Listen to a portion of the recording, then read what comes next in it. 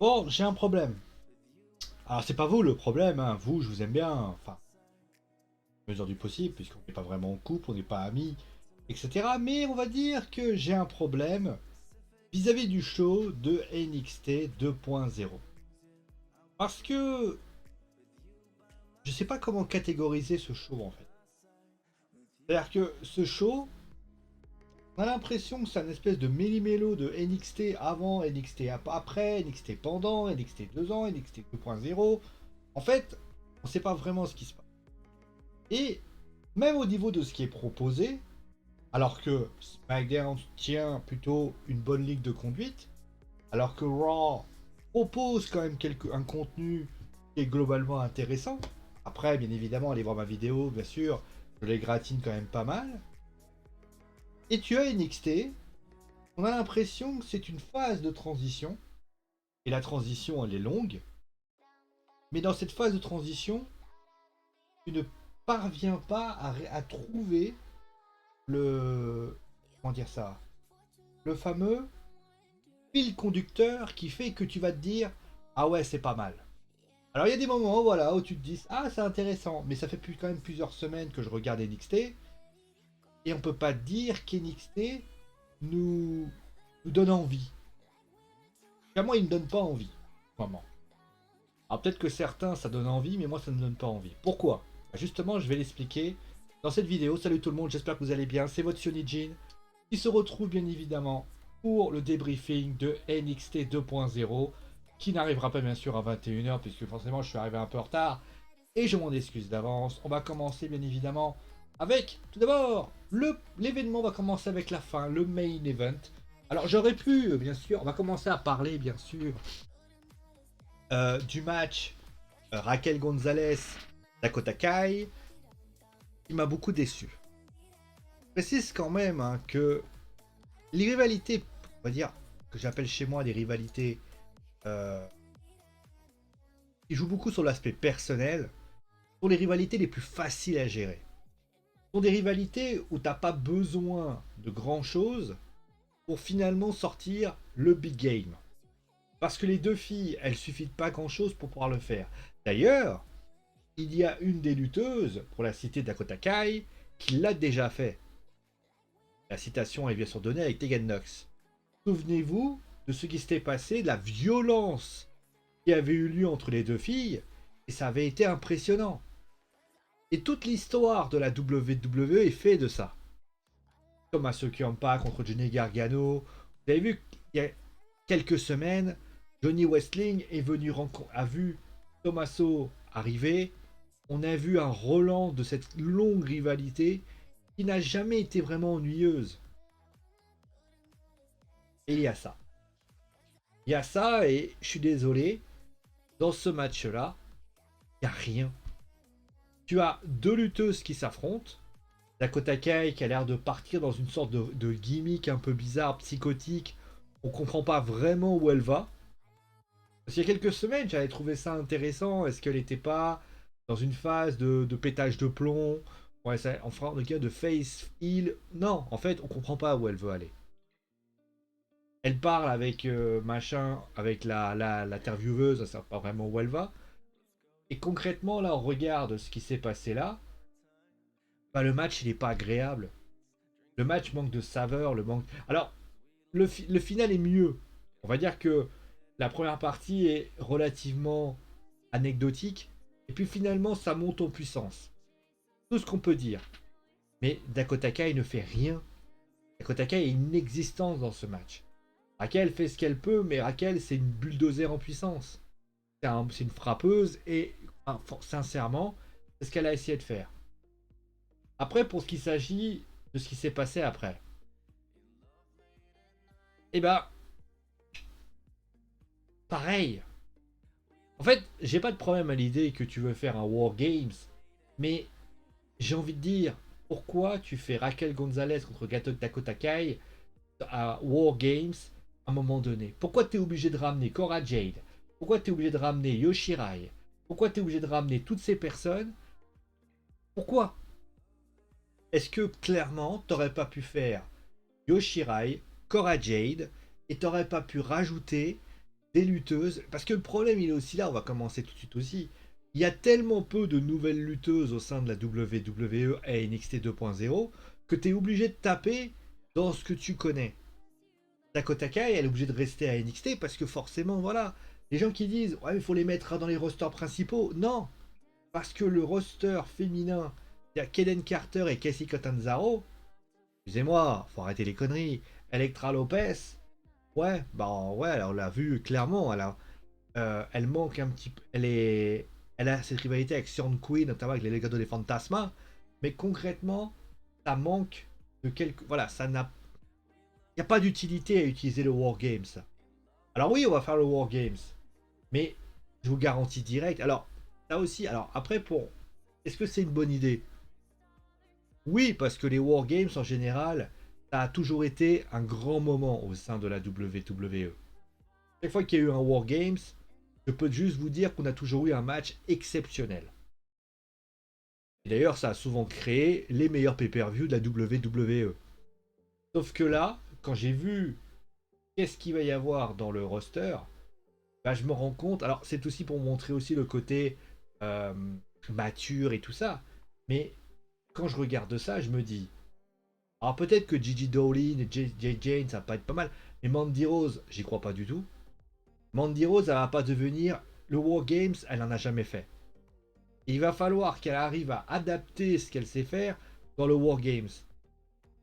Et c'est compliqué. C'est compliqué un War Games. Faut avoir du coffre, faut avoir quelque chose. Après, bon, pour les autres, même JJ et Gigi Dolin, je sais pas si elles sont capables. Alors ça va être violent, ça va être lourd, mais est-ce qu'il aurait pas fallu prendre au final Yoshirai, Casey Catanzaro, Kaiden Carter et peut-être une lutteuse au plus, et l'autre côté, Gigi Dolin, Mandy Rose, Cora Jade, et ainsi de suite. On aurait juste fait ça, ça aurait suffi.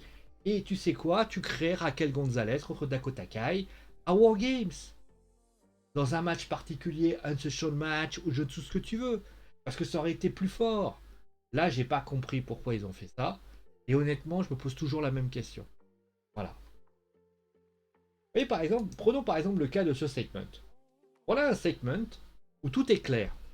Braun Breaker veut toujours avoir un match de championnat pour le titre de NXT. Tommaso lui fait comprendre que pour l'instant, il n'est pas digne de cette ceinture. Et à un moment donné, il dit cette phrase à la fin, il lui dit mais toi, t'es un poppy, en clair un toutou, un caniche, et moi, je suis champion de NXT. Et j'ai envie de te dire, cette dernière phrase, elle est assez bonne. Et Braun Breaker fait quand même, parle peu, mais il parle efficace. Mais c'est vrai que, concrètement, moi, honnêtement, je trouve ce segment plutôt intéressant, plutôt bon. Après, je trouve que, si je peux me permettre, je trouve que Tommaso, il a essayé de discuter, il essaie de se prendre la tête avec Carmelo Hayes. Après, il essaie de se prendre la tête avec un tel. Après, il essaie de se prendre la tête avec un tel. Catch, Tommaso. Catch. C'est là que t'es le meilleur. Et j'imagine d'ailleurs, je sens gros comme une maison, le War Games avec lui, donc Roadbreaker et Tommaso.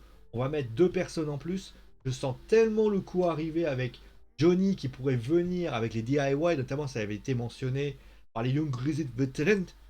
Et tu sais quoi, tu vas rajouter peut-être quelque chose. Parce que même d'ailleurs, vous voyez, si demain on ajoute le Diamond Mine, c'est bien les Diamond Mine. Le problème des Diamond Mine, c'est qu'ils sont trois, même très nombreux d'ailleurs. Donc, d'ailleurs, je me suis fait la remarque, je me suis dit, ça va pas passer. Donc ils vont mettre Johnny en plus et ils vont mettre genre un quatrième, genre un mec sympa. Et l'autre côté, ils vont mettre Carmelo Hayes ou Sean Quinn par exemple. Et après, ils vont mettre euh, euh, Santo Escobar. Ils vont mettre, comment il s'appelle ils vont te sortir Carmelo Hayes, Trent Williams. Et ils vont te sortir un quatrième du chapeau et ça va être un War Games. Parce que c'est comme ça que les choses vont être faites. Et justement, ça, et ça, pour moi, ça aurait été intéressant parce que ça crée une petite vedette. Surtout que les Wargames durent assez longtemps, d'ailleurs. Et justement, on va parler de ça aussi. Alors, moi, le match entre Dexter Loomis et d'ailleurs Tony D'Angelo, moi, je l'ai pas trouvé ouf. Je l'ai trouvé assez anecdotique, pour être honnête. j'ai pas trouvé très intéressant. Trent Williams, Carmelo Hayes qui brise le bras de Dexter Loomis. Ok, ouais. Moi, à un moment donné, il va falloir qu'on m'explique au sein de la WWE certaines choses. Tu as un mec comme Dexter Loomis, qui n'a jamais eu de titre. Johnny, c'est un vétéran à NXT. Pourquoi tu mets en avant Johnny Gargano? À un moment donné, moi j'aurais préféré qu'ils mettent en avant, notamment, un mec comme Dexter Loomis, qu'on lui propose des ceintures, etc. Il en a tellement besoin de spotlight, Dexter. Ça, c'est quelque chose d'important. Et le truc, c'est que Johnny, là, il va obtenir un match, ils mettent Pete Dunne en plus. Donc ça veut dire que tu mets principalement en avant que des lutteurs vétérans. C'est quand même gênant. Après le match en lui-même, j'ai trouvé intéressant. Voilà, il était pas mal, il était correct. Mais après, c'est la décision, la manière de faire, j'ai trouvé assez nul ici. Ensuite, on a eu donc cette image aussi. Alors, pas mal, notamment sur un Queen qui faisait face à je ne sais plus qui d'ailleurs. Pardon. Et concrètement, il a gagné. Il a gagné avec d'ailleurs très facilement. Et après, donc, il s'est fait attaquer par Santo Escobar et le côté Fantasma. Et on voit Elektra Lopez qui le menace concrètement. Je trouve que Sand Queen, c'est peut-être la petite surprise justement de ce show. Parce que il dégage un truc. Je vous le dis, je fais partie des lutteurs que j'aime beaucoup. Et moi, j'apprécie beaucoup sa manière d'être, j'apprécie beaucoup sa manière de faire. Je crois qu'il est néo-zélandais, donc forcément, moi, il apporte quelque chose. Mais sincèrement, avec ce qu'il fait avec Elektra Lopez, etc., pourquoi pas? Pourquoi pas créer un Santo Escobar contre un Storm Queen? Ça peut être intéressant. En tout cas, c'était bien aussi que Storm Queen commence un petit peu à se faire taper dessus par justement les Legado de Fantasma. Le match en lui-même était anecdotique, mais le final, justement, la manière dont il a été projeté au sol, c'est quand même assez incroyable. Et cette image, franchement, je la trouve très bien. Et Son Queen est quand même quelqu'un. Alors, je sais pas s'il a une carrière au sein de la lutte professionnelle, mais franchement, c'est quelqu'un que j'apprécie beaucoup. Et c'est pas mal. Et ensuite, on va terminer avec cette image, donc Duke Hudson, si je me souviens bien, qui donc, affrontait donc Cameron Grimes pour finalement voilà. Et il se passe que donc il va le doigt de perdre son match. En fait, clairement, il pouvait gagner. Mais comme Cameron est qu'un petit filou et qu'il adore bluffer, il finit par lui couper les cheveux. Et il finit par lui couper les cheveux. Enfin, il lui coupe pas entièrement les cheveux, mais il lui coupe une petite partie des cheveux. Là, quand j'ai vu ça, je me suis dit, bon, pourquoi? Pourquoi lui couper les cheveux? Alors, je sais ce que tout le monde s'est dit, oui, mais Cameron Grimes, on dit qu'il faut qu'il change de look, etc. Pourquoi pas? Le problème, c'est que lui couper les cheveux comme ça, donc ça lui met un petit peu de hit au healer, donc qui est celui qui est debout.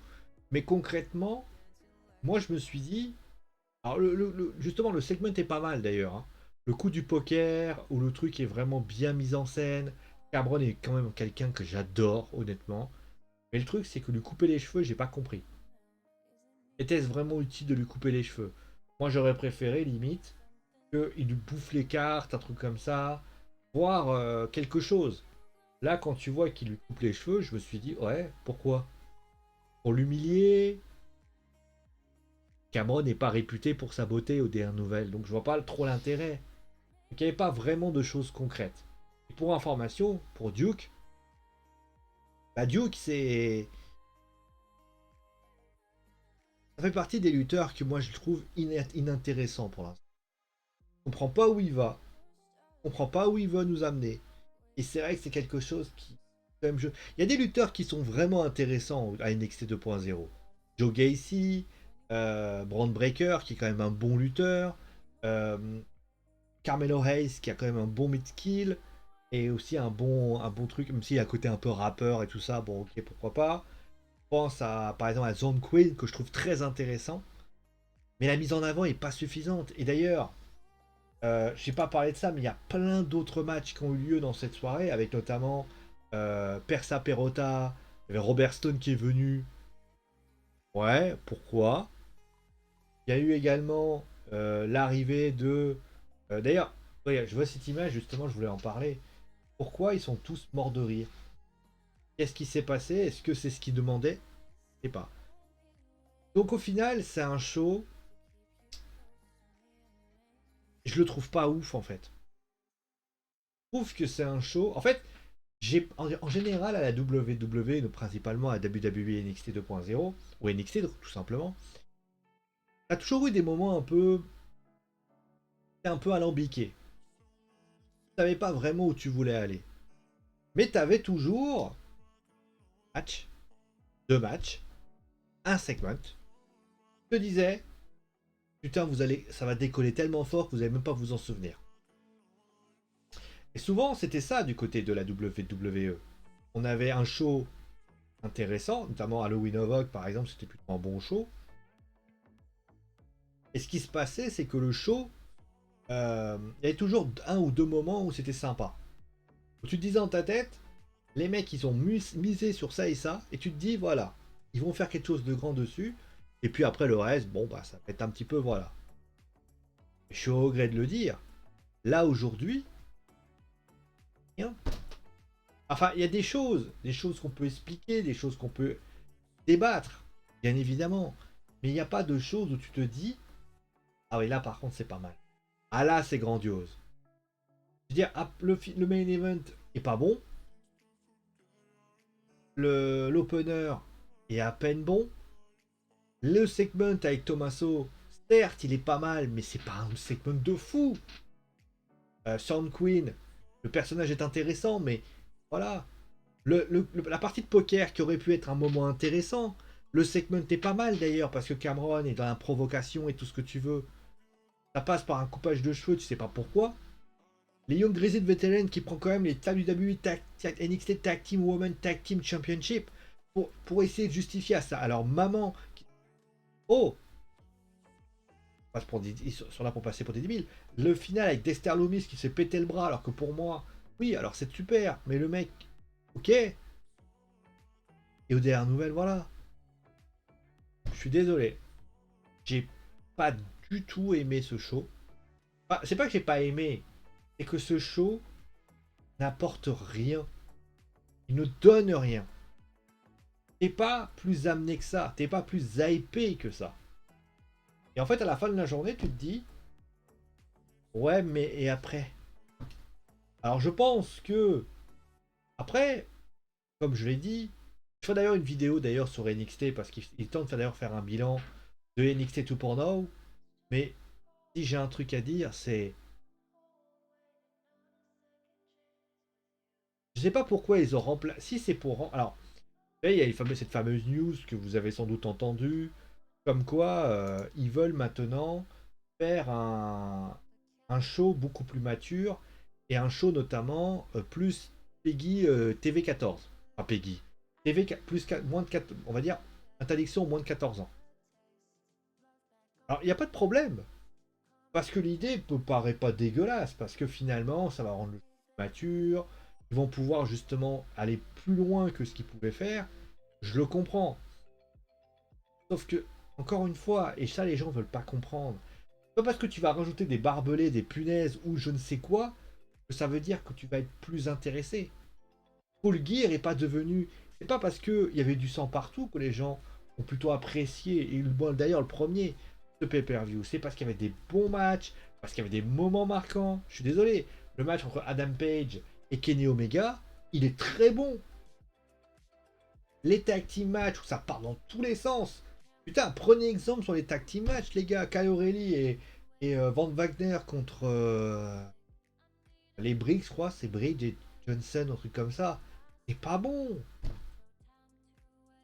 Franchement, c'est pas un bon show. T'as l'impression de rester sur ta faim à la fin. En fait, c'est comme si t'avais mangé un truc et tu te dis, putain, j'ai encore la dalle. Après, j'espère que les choses s'arrangent. Moi, je pense que la WWE, est-ce que c'est l'absence de Triple H qui fait que ça c'est difficile? On sait que Shawn Michaels est un peu tout seul à devoir tout gérer et que c'est pas évident pour lui. Est-ce que le retour de Triple H va faire que c'est un peu quand même le papa de NXT Alors les choses s'arrangeront, j'en sais rien. Mais il y a un truc qui est certain, c'est que là où Raw et SmackDown sont en train de remonter légèrement, enfin, SmackDown on va dire, se stabilise, Raw remonte bien, et que SmackDown est en train, que NXT est en train de peut-être de faire avec quelques petits relents, mais reprenez-vous les gars. Si c'est pour avoir changé le logo et à un moment donné avoir fait en plus, pourquoi avoir voulu faire un show avec 14 moins 14 si au final vous vous êtes dit dans votre tête, bah finalement non non, votre idée elle est à chier. Faut dire la vérité, votre idée elle est à chier. Que clairement, c'est pas en changeant des moins 14, moins. Demain vous allez faire un moins 10, un moins 18, ça va rien changer. Vous devez apporter un style à ce show. C'est comme ça qu'on va l'apprécier.